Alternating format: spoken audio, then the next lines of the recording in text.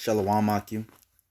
I want to give all praise, honor, and glory to Yahweh, Ba'ashem, Yahweh Shai, Ba'ashem Rakakwadash, double honors to the apostles and elders of Great Millstone, and Shalom to the elect.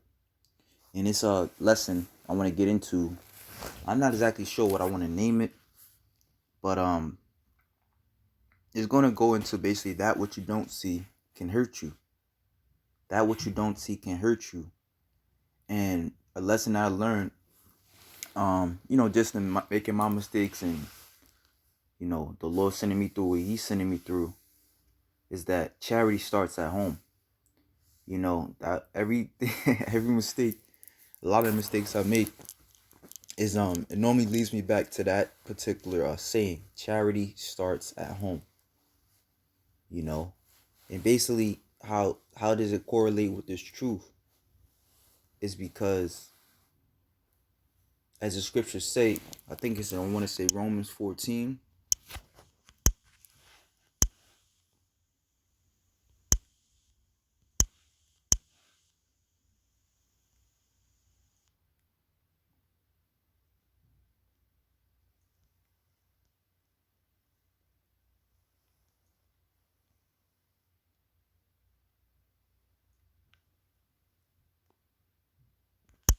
Salakia, let me see.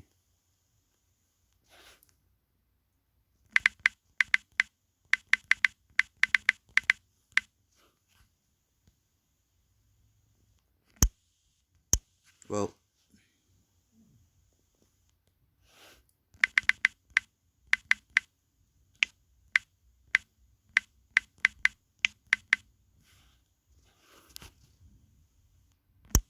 I was Romans 14. All right, Romans 14 and 22. Hast thou faith? Have it to thyself before God. Read that once more. Hast thou faith? Have it to thyself before God.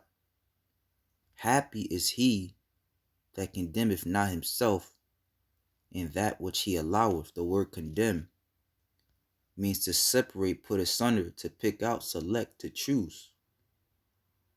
All right, to determine, resolve, decree, to judge. Okay, and as we see with these fables, all right, you got women yapping off at the mouth. You got men pushing at mushrooms. The manna for heaven was mushrooms, and just things that is outside of the temple. Things that these demons are putting in your head, and now you're out there pushing it, looking foolish. All right, so you have to know the thoughts that are profitable into salvation, and the thoughts that can lead you to condemnation. And knowing that, all right, knowing that is a way to know that is to be in tune with yourself. All right, in tune with the word, and making it a part of yourself. Now, I'm gonna just read a little bit of Proverbs chapter 7, in which you notice when you read Proverbs, the book of Proverbs, normally, it always starts off with, let me see.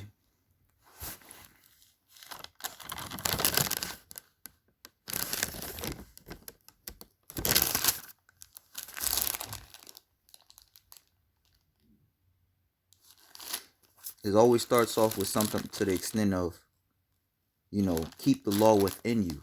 All right, like for example, Proverbs 3. My son, forget not my law, but let thy heart keep my commandments. All right, Proverbs 4.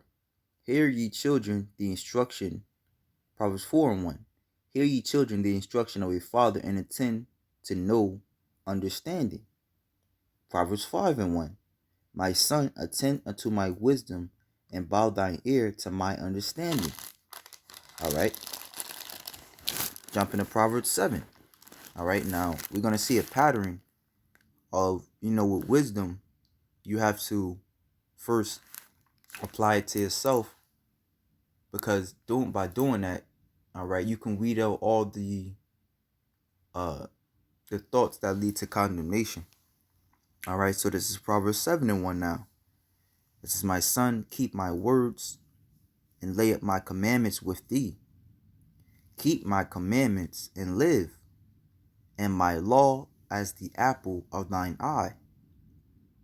Bind them upon thy fingers, write them upon the fable of thine heart. So now, basically, what the the Lord is giving you a like when when you were in school or whatever, when you write an essay, the opening paragraph is the most important. Why? Because it introduces you to the it gets your mind geared up for what you're about to read. Okay, the Lord gave us His wisdom, all right, to get our mind get up for what we go through, especially in its truth. All right, the scriptures say, my son, when thou comest to serve the Lord, prepare thy soul for temptation. All right, meaning that you're gonna go through a lot of things that make you distrust yourself. Okay, for lack of better terms, saying gonna have you going there, going here, going here, if you allow him to. But that's why the scriptures say, my son, keep my words and lay up my commandments with thee. Keep my commandments and live, and my law as the apple of thine eye. Bind them upon thy fingers, write them upon the table of thine heart. Say unto wisdom, thou art my sister, and call understanding thy kinswoman, that they may keep thee from the strange woman, from the stranger which flattereth with her lips. And it's fitting that the brother Elder Manata Zakbab, he had, did this lesson entitled Hebrew Israelite Girl Powers is a Fable. And basically going into through the spirit of how the apostle Tahar threw up the lesson about, how you had these women saying that according to the scriptures that a man could only have one wife. All right, and the apostle Tahar, him being a dragon in the faith, him being very wise, he cut the chick up in one scripture, man, one precept. Brothers could watch that lesson. The Most High always allows us to have more than one wife. But this goes to show you how anything contrary, all right, to wisdom, which wisdom is a particular woman that has a smooth, charismatic tone to her, if you will. She's pleasing. But then you have, the knowledge of wickedness, which also may seem pleasing, all right, but not really, all right. So it says, saying to wisdom, thou art my sister, and call understanding thy kinswoman. So basically, the Lord is saying here, Proverbs 7:4, to internalize it,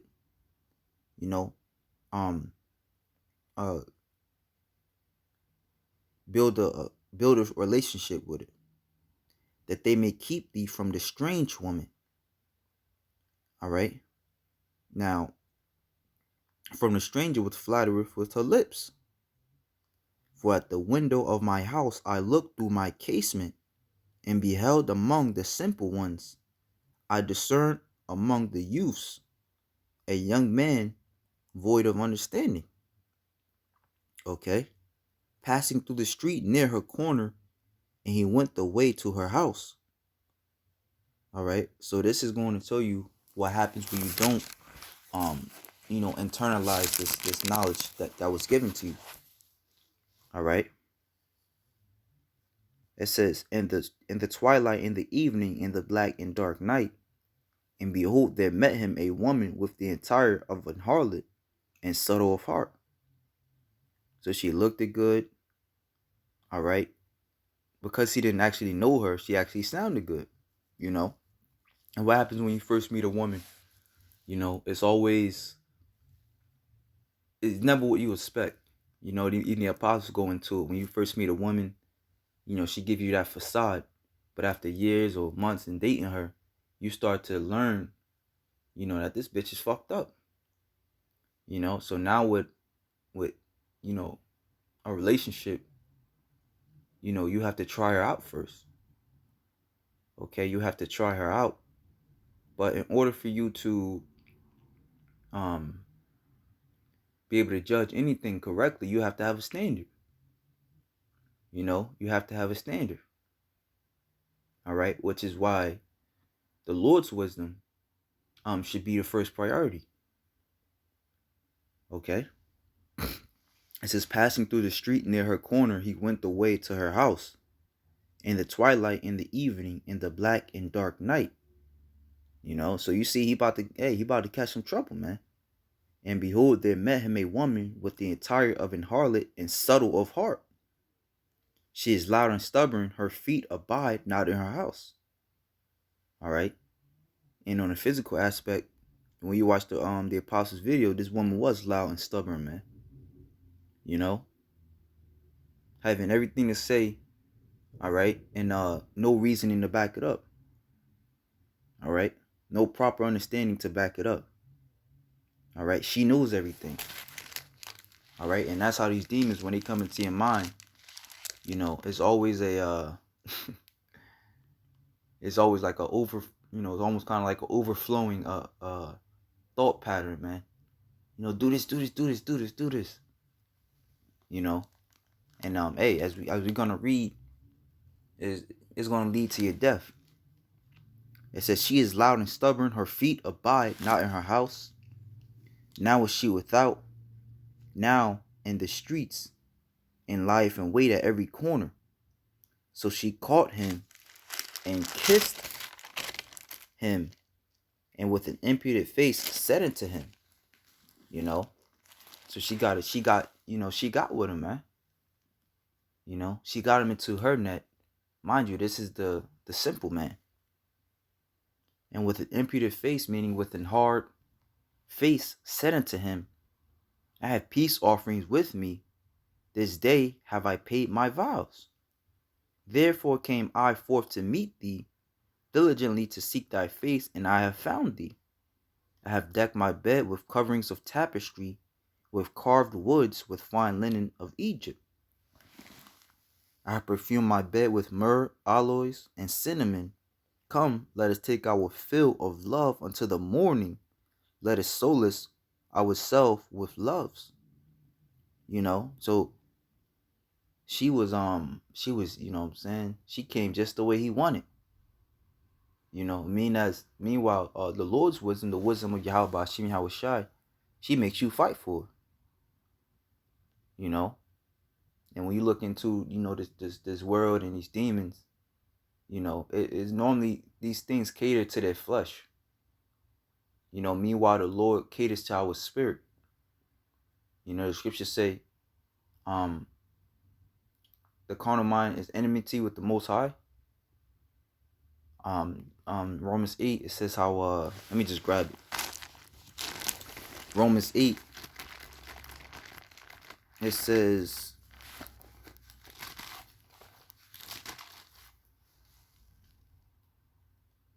Romans 8 and 6, for to be carnally minded is death, but to be spiritually minded is life and peace. Because the carnal mind is enmity against God, for it is not subject to the law of God, neither indeed can be. All right, so now when we go back to Proverbs 7 and 17, I have perfumed my bed with myrrh, aloes, and cinnamon. Come, let us take our fill of love until the morning. Let us solace ourselves with love. Let me look up that word solace, actually. Proverbs 7 and 18.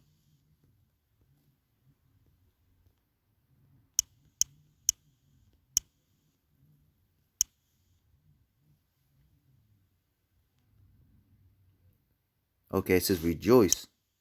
You know, she ain't even make you work for it, man. You know, she was automatically, tickling your fantasies.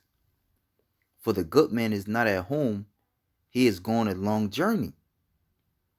He have taken a bag of money with him, and will come home at the day appointed. With her much fair speech, she causeth him to yield, and with the flattering of her lips, she forced him. You know, and it's like, I'm not gonna hurt you. You know, that's how the wisdom of the flesh is, man. These demons. I'm actually good for you. Come lie down with me. Let me tell you what you want to hear. All right. We all go through it, man. We all go through it. All right. The biggest battle is what? The one in the mind. It says, for the good man is not at home. Back at Proverbs 7:19 now. For the good man is not at home. He is gone a long journey. All right. He have taken a bag of money with him, and will come home at the day appointed. With her much fair speech, she caused him to yield. With the flattering of her lips, she forced him. Making him think that he has the power, when really she has the power. And this is goes. You could really look at it as all around, like as far as as the brother, even the elder brother Zahab goes into that which you may think that there's if it is lawful, so I could do it. Yeah, you may be able to do it, but is it hurting you? You're not seeing that it's actually, you're not seeing that it's actually making you, it's actually allowing you to make stupid decisions. All right. So it says he goeth so it says, with her much fair speech she caused him to yield, with the flattering of her lips she forced him. He goeth after her straightway, as an ox goeth to the slaughter, or as a fool to the correction of stocks. So as I mentioned before, he goeth after her to his own hurt, till a dart strike through his liver, and as a bird hasteth to the snare, and knoweth not that it is for his life. Okay? And by you not, choosing the Lord's wisdom, it could actually kill you, man. And it will ultimately kill you. All right? It will ultimately hurt you very bad. You waking up trying to figure out what the hell I do, man. For an example, drinking. Yeah, it may not, it's not necessarily, it's not going off. But if you overdoing it, now you have liver issues. Okay. Now you can't function throughout the day without thinking about it. Now it's actually hurting you.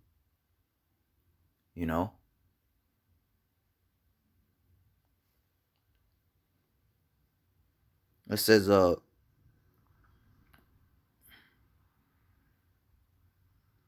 verse 24, hearken unto me now, therefore, O ye children. All right. So it says, hearken unto me now. All right. Meaning, and the scriptures say it is high time to awake out of sleep.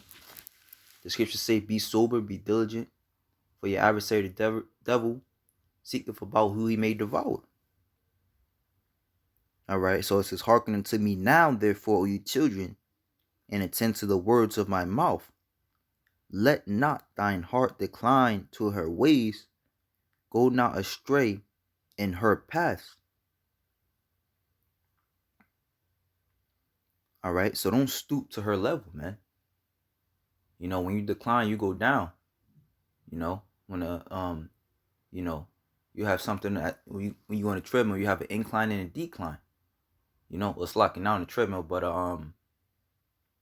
when you run up a hill, that's considered an incline. When you're going downhill, that's considered a decline. All right. So don't decline, yourself. Don't diminish yourself for her. Let not thine heart decline to her ways. Go not astray in her paths. For she have cast down many wounded, yet many strong men have been slain by her. That's why this is not a battle of the flesh, but of the spirit. All right. You know, you can have a dude 6'3", 6'4", cock diesel, you know, but he falls out. And he's actually weaker than a dude that's, 5'2", 120 or something like that, This brother is mighty, he's a mighty man. For she have cast down many wounded, yea, many strong men have been slain by her. Her house is the way to hell, going down to the chambers of death.